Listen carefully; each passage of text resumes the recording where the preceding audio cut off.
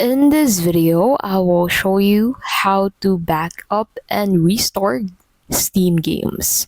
But before we get started with the video, please don't forget to check out the links in the description for bonuses and resources we share with our viewers. So, to back up Steam games, go ahead and open Steam first, and then click on Steam at the top left of your screen.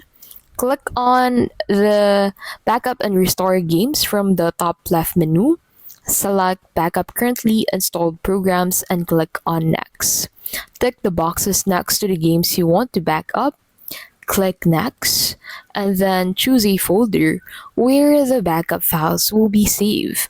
You can also set the file size to split, and then click Next to begin, and Steam will compress and save the game files to your selected location.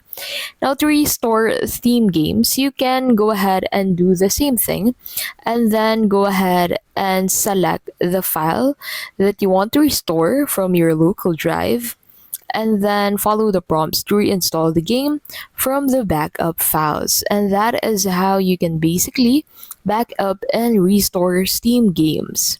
If this video was helpful, please don't forget to give this video a like, subscribe to the channel, and don't forget to check out the links in the description for bonuses and resources we share with our viewers.